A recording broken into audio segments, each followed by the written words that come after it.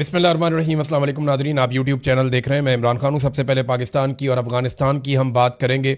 इस पर एक सुहेल अफरीदी का ट्वीट आया, मैं पहले आपके सामने वो रख देता हूँ। सुहेल अफरीदी ने जो बातें की हैं उससे ज़रा क्लैरिटी आ जाएगी, क्योंकि 24 घंटे भी नहीं गुजरे अफ़गानिस्तान और पाकिस्तान की झड़पें हुए और पाकिस्तान तहरीक इंसाफ के ऊपर इल्ज़ामात लगाना शुरू कर दिए बहुत सारे लोगों ने कि जनाब ये तालिबान के साथ खड़े हैं, कल ये इंडिया के साथ खड़े थे, कल ये फलां के साथ खड़े थे, ये पाकिस्तान के हर दुश्मन के साथ खड़े हो जाते हैं। हालांकि इंडिया के खिलाफ जब लड़ाई हुई थी तो पाकिस्तान तहरीक इंसाफ के सोशल मीडिया ने बयानिया बनाया था और पाकिस्तान तहरीक इंसाफ के सोशल मीडिया ने वो दुर्गत बनाई थी सोशल मीडिया के मैदान में भारत की कि वो याद रखेगा लंबे अरसे तक।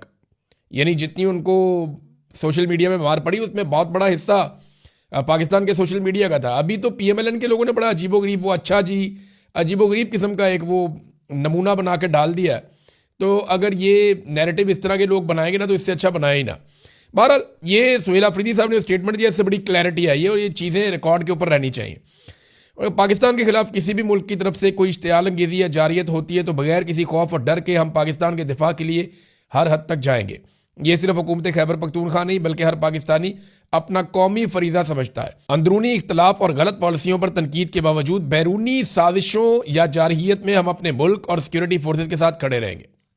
ये है जनाब बात कि हमें आपसे बहुत गिले और शिकवे हैं और आपकी पॉलिसियों से शदीद इख्तलाफ है, लेकिन इसके बावजूद जब कोई बाहर से हमलावर होगा तो फिर हम पाकिस्तान के लिए खड़े होंगे, फिर लड़ना पड़ेगा। लेकिन ये एक तरफ से नहीं होनी चाहिए चीज़। यानी मिलिट्री एस्टेब्लिशमेंट अपना जुल्म बंद करे ना उस वक्त जब बाहर से हमला हुआ है। अगर वो ये चाहते हैं कि उन्हें गैर मशरूत सपोर्ट मिले तो वो जुल्म भी बंद करें ना, ये भी बहुत ज़रूरी है। इमरान खान साहब की कुछ हदायत को रिकॉर्ड पे लाए। वो उन्होंने कहा जी, अब इमरान खान साहब ने कहा था कि अब अफगानिस्तान और कबायली इलाकों में अमन के क़याम के लिए 3 फरीकों को साथ लेकर चलना नागुज़ीर हो गया। सबसे पहले पाकिस्तान के कबायली इलाकों की अवाम, दूसरी अफगान हुकूमत और तीसरी अफगानिस्तान की अवाम। इन 3 फरीकैन की मदद के बगैर कोई कामयाब ऑपरेशन या पायदार हल नहीं हो सकता, ये इमरान खान ने कहा था। देखिए, पाकिस्तान की हुकूमत को मशवरा दिया तो चौथा फरीक तो पाकिस्तान की हुकूमत हो गई ना, एक फरीक अफगानिस्तान की हुकूमत हो गई और दोनों तरफ के जो कबायली इलाकों के अवाम है उनको आप साथ मिलाएंगे तो आप दहशतगर्दी का खात्मा करेंगे। इससे बेहतर कोई पॉलिसी हो नहीं सकती। तो इमरान खान साहब ने इसके ऊपर काफ़ी बार बार बात की है। सुहेल अफरीदी ने वो बात भी दोहराई और साथ ही उन्होंने ये कहा कि जब भी कभी ऐसी सूरत हाल होगी तो हम सारे साथ खड़े होंगे। ये बहुत इंपॉर्टेंट था।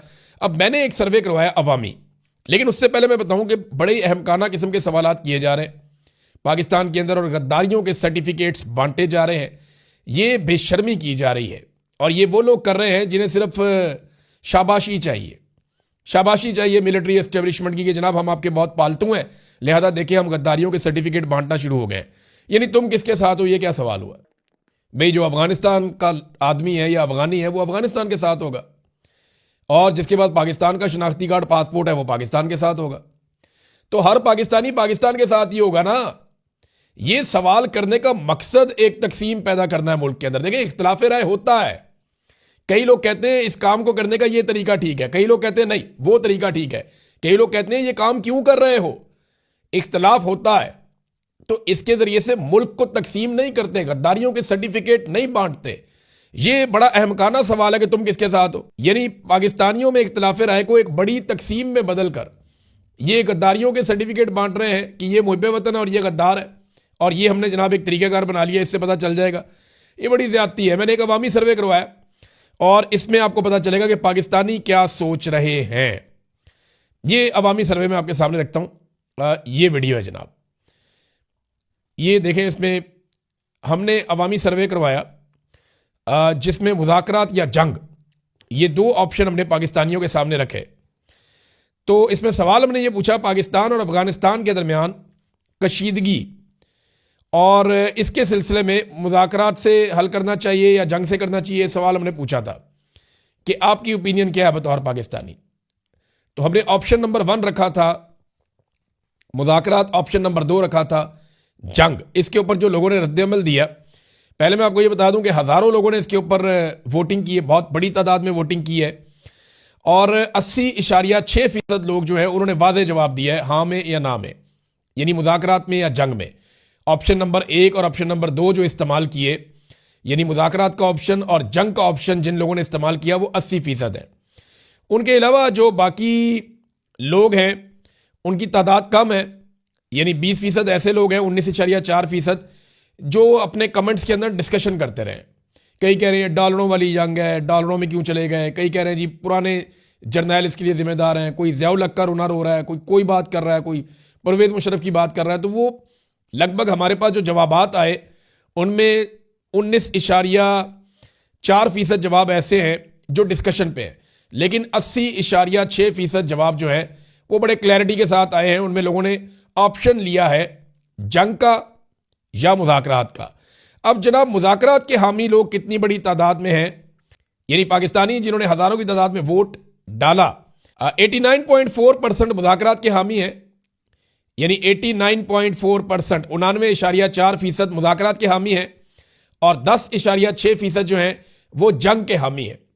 यानी 90% पाकिस्तानी लगभग ये चाहते हैं कि पाकिस्तान और अफगानिस्तान के बीच में मुज़ाकरात के ज़रिए से अमन पैदा हो जाए, और लगभग 10 से 11% पाकिस्तानी ये सोचते हैं कि नहीं, ये मामला ऐसे ठीक नहीं होगा, आपको जंग लड़नी पड़ेगी। तो ये जो मुज़ाकरात की बात कर रहे हैं, क्या ये सारे गद्दार हो गए? और वो जो 10-11% ये कह रहे हैं जनाब जंग कर लो, तो वो सारे मुहिब्बे वतन हो गए? ये तरीक़ाकार ना करें, ये ज़्यादती ना करें, पाकिस्तानियों को गद्दार ना करें और इतनी बड़ी तकसीम पाकिस्तान के अंदर पैदा ना करें। लोगों की अपनी अपनी सोच और अपना अपना तरीक़ाकार होता है। इसकी बुनियाद के ऊपर, इख्तलाफ रखने की बुनियाद के ऊपर, लोगों की हुब्बुल वतनी के ऊपर क्रॉस ना लगाएं। ये बेवकूफ़ी है और ये अहमकों वाली हरकत है। इससे पाकिस्तान में नफरत फैलेगी और कुछ नहीं होगा। अब नाज़रीन, लोग जो है ना मुख्तलिफ हक़ाइक़ निकाल निकाल कर सामने रख रहे हैं। मिसाल के तौर पे ये डोनाल्ड ट्रंप का एक स्टेटमेंट है, इसको सबूत के तौर पे पेश किया जा रहा है। ये जो पुराना स्टेटमेंट है डोनाल्ड ट्रंप का, जिसमें डोनाल्ड ट्रंप ने कहा था कि अफगानिस्तान से हम बगराम एयरबेस लेंगे, उनसे हथियार लेंगे, और ये उनकी ख्वाहिश थी और उसके सिलसिले में उन्होंने कहा था इक़दाम होंगे। उसके फ़ौरन बाद भी पाकिस्तान ने एक अटैक किया था अफगानिस्तान के ऊपर, एक झड़पें तब भी हो गई थी। और पाकिस्तान का रवैया डोनाल्ड ट्रंप के इन स्टेटमेंट्स के बाद बहुत तेज़ी से अफगानिस्तान के साथ बदला है, और बातचीत के बजाय हमने उनके साथ डायरेक्टली लड़ाई शुरू की है, और अफगान भी लड़ाई कर रहे हैं। वहाँ की हुकूमत जो है उसे भी मुज़ाकरात करने चाहिए, पाकिस्तानी हुकूमत को भी मुज़ाकरात करने चाहिए। डोनाल्ड ट्रंप ने जो मौजूदा लड़ाई हुई है उसमें खुशी का इजहार किया है, और अमेरिका पाकिस्तान के साथ खड़ा हुआ इस लड़ाई में।